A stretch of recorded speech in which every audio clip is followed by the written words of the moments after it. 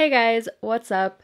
Today I'm doing a video that I've never done before, but you guys requested it on Instagram and I thought it would be really fun to do. I'm going to be showing you guys what products I finished in 2018. And I wanted to do this video in January, but I just didn't have time for it. But better late than never, so here it is. So I actually had a little bag where I put all my empty containers and products in, and I had them saved so that I could make this video. And I think that Adam found them and threw them away because he thought it was trash. And I mean, to be fair, it was trash, but I don't have some of the products to show you guys on camera, so I will be adding pictures as I go along. But yeah. You threw away my empty bottles. I did? Yes. When? When we were like organizing everything. I just found a thing of empty bottles and I threw it away? Yeah, it was like a bag with like empty containers and bottles. I don't remember that. Yes, I know I didn't throw it away. So I'm going to be showing a variety of products, and I'm not going to be showing the products in any particular order, but I think I'm going to start with skincare, move on to hair care, and then leave makeup for last. So first up, this is kind of skincare, kind of makeup related. It is the Garnier Micellar Water. And while I do use double cleansing to take off my makeup, I always use an oil first and then I wash my face after. There's always mascara residue around my eyes, so I always like to go in with some micellar water on some cotton pads and clean it up really, really well. I don't like leaving any traces of makeup on my face whatsoever. And then after I was done with the Garnier one, I moved on to the NYX Micellar Water, which I am almost out of. This one's pretty good too. I think that they're both comparable. I've never really used a micellar water that I didn't like. Oh, that's not true. I just used this one today and I keep it at my makeup table. I don't know why. It's the Derma E Vitamin C Micellar Cleansing Water, and it burns my eyes so much. I'm not sure why I keep it on my desk. I think just out of convenience, just because it's micellar water, but I used it today and my eyes burnt so much, so I'm probably not going to be keeping this here anymore. But the NYX and the Garnier one don't have anything added to them like vitamin C, so it doesn't burn, it doesn't cause any adverse reactions. Continuing the theme of cleansers, one thing that I actually really enjoyed was the Bodyshop Foaming Tea Tree Cleanser, and I kept that one in my shower, and I would always use it either with my Clarisonic or just with my hands. And I really like the smell of it. It would kind of give a tingly sensation to my skin, but in a good way, not like a burning sensation. It was just because of the tea tree oil in it, and it wouldn't dry out my skin too much. I really, really liked it. Although I'm not a huge fan of foaming cleansers, I prefer traditional cleansers. I think that the foam kind of can get a bit everywhere, and so sometimes it was hard to try to keep it out of my eyes. But I like the formula enough that the texture didn't really bother me that much, so much so that I used the entire bottle. One thing that I started running out of last year, and I started kind of panicking because I was like, what am I gonna do without this? And it is the Tatcha water cream, and this one I actually still have the container, and you can see it is all used up. I scraped every single little part of this because I was not gonna let any of it go to waste. But I was lucky enough to attend a Tatcha event where I was able to get another water cream, so I am covered for the time being. And there's one more product in the skincare category that I wanted to give an honorable mention to, and the reason for that is I haven't finished it yet. I've used up a little bit more than half of it, but I only discovered it at the end of last year. If I had discovered it in the beginning of last year, I would have finished this bottle already, and that is the Ordinary AHA 30% plus BHA 2% peeling solution. This is a 10-minute exfoliating facial mask, and this is pure magic. I've already purchased a new one because I don't want to be a second without it. So I have a backup one in my drawer. For the minute that I run out of this one, I already have the new one there ready to go. This is a mask that I use once a week, and this does wonders for my skin. I cannot praise this mask enough. It costs, I think, like $6 or $7. It costs nothing when you compare it to other skincare products, but you can see really, really clear and quick results from it. I usually do it before going to bed, and then the next morning my skin looks so much better, It's not even funny. So that's why I wanted to talk about this guy, because I discovered it last year and now it's one of my like ride or die products. Now moving on to hair, the shampoo half of this duo ended up in the bin, but I still have the conditioner here with me and it is quite empty. It is the Shea Moisture Coconut and Hibiscus Curl and Shine Conditioner and Shampoo. A lot of people have been asking me what I use for my curls, and I really like this shampoo and conditioner for my curls. It says it's for thick curly hair, but I have thin hair and it was great for it. I did some research and a lot of other people with my curl pattern really like this shampoo and conditioner duo as well. And my favorite styling cream for my curl pattern is the Curl and Style Milk from this line as well. And it is almost empty, like it's getting there.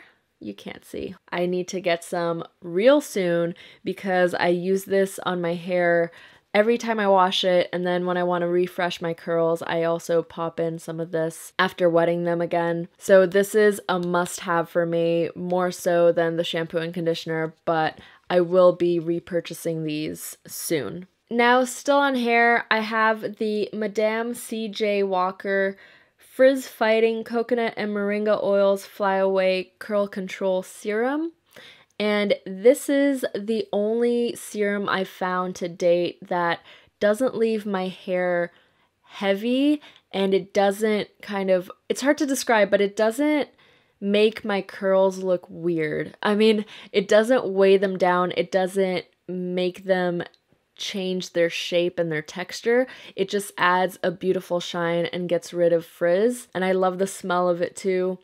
This is quite gone if I try to pump it, but I've been taking off the cap and there's still a little bit in there, so that's why I've been keeping it, but I definitely need to buy a new one soon. If you tend to not like serums because you think they're too like silicone-y and too heavy, I really recommend this one. I actually don't know if it has silicone in it, and there's no ingredients on the bottle for some reason. It's just saying organic ingredients, but I don't know about the silicone. Hey guys, so editing pompberry here real quick.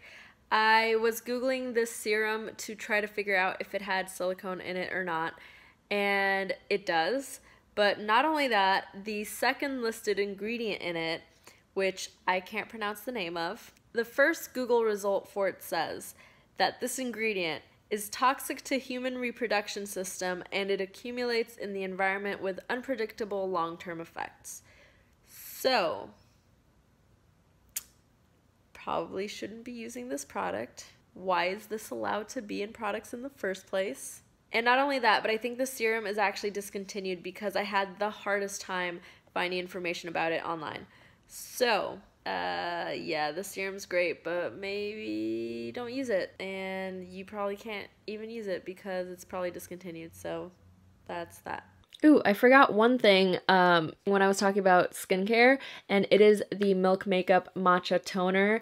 I am pretty much out of this bad boy, and it's kind of dented in here because it actually fell out of the little container and it fell onto my floor, and so that's why it's all banged up. But I was using this religiously for a few solid months, and then you guys know I had that really severe breakout and I kind of stopped using all the skincare that I was using at the time, and I've been slowly introducing some things back into my skincare regimen. But I was using this for months before I had the reaction and I was absolutely loving it. When I first started using it, I was like, why is this toner solid? Like, what does that even do? What's the point of it? But I tried it, I kept using it, and my skin kept getting better and better. And I was like, well, it's working. I don't know what it's doing, but it's working. So yeah, it just made my skin clear up with constant use after a few weeks, and it made my skin look really nice. So I think this is a really great product.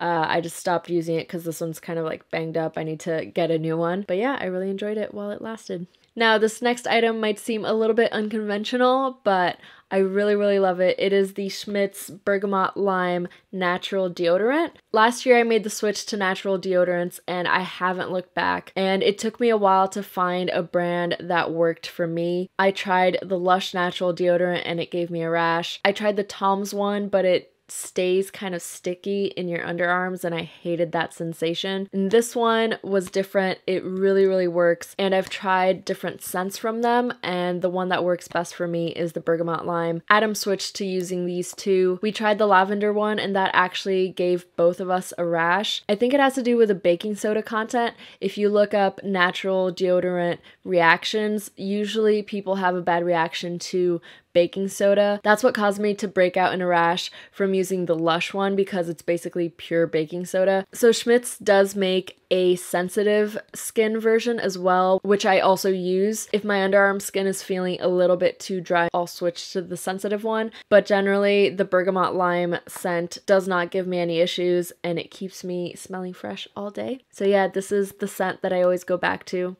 because it's really, really good. Now for makeup, I don't have much. I only have 2 products, but the first one is the NYX HD Concealer. I'm number 4 in this concealer, and I ran out, I think, of 2 tubes of this one. I could be wrong, but I purchased one close to the end of last year, but this was before I started using Milk makeup products. So before Milk, this was my favorite concealer. I always had it in my purse just in case. I always carried it with me. I loved the coverage of it. I still do.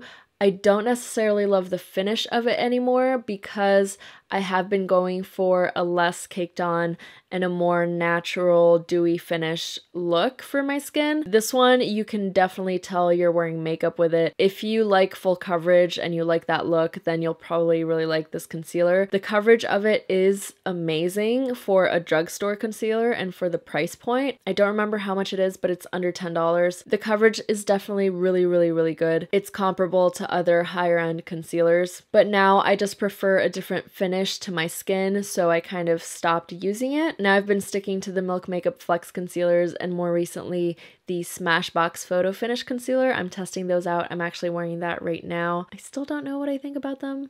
I'm testing it out. I'll let you guys know. But yeah, if you're looking for a really cheap concealer with really good coverage, I'd say this is a good one. Be mindful that it kind of oxidizes a little bit. So yeah, just watch out for that. And also another weird thing is that I'm number 4 and there's a shade that's 3.5 and it's darker than the number 4. I don't really understand why, but it is what it is. And then the other makeup product that I ran out of was, and you guys all know this, the Sugar Pill Taco eyeshadow. I definitely hit pan on this bad boy, and I haven't gotten a replacement since. I actually bought a different white eyeshadow from another brand to try out, and that one is the Cosette eyeshadow in the color Zen, and I've been really loving that one. It is so pigmented and so creamy. So I haven't gotten a taco replacement yet. I do keep this palette in my professional kit though, so I am going to get a replacement eventually because the Cosette is in my personal kit. So yeah, that's basically it for makeup. I don't go through much because first of all, I'm really light-handed, especially with eyeshadows, so I don't go through them that fast. Except for taco, obviously. But mainly because I use it as a setting powder for when I'm doing my fully white faces. That's why I get through it so quickly. But other than that, there's no one makeup item that I use every single day that I go through really quickly. The only thing I can think of is my Milk skin products, which I'm probably gonna finish by the end of this year. For now, that's it. I never really get to talk about products that aren't makeup on this channel, but I think it could be cool to talk about, be it hair stuff or body care or whatever. So if that is something that interests you, please let me know down below and I can start talking about other products that I enjoy that aren't just makeup. And yeah, I think that's about it for today. I did film this look, by the way, if you're wondering. I will have a tutorial for it up soon, so be on the lookout for that. And yeah, let me know what you thought of this video. I thought it was really fun to do. You guys always ask me for product recommendations, and these products that I showed you obviously aren't products that I just tried the one time. I was able to really use them and get to know them. So I like being able to tell you guys about products when I do have a more in-depth knowledge about how they work. So yeah, let me know if you want to see more of that. And that's it for now. Thank you so much for watching, and I'll see you next time. Bye!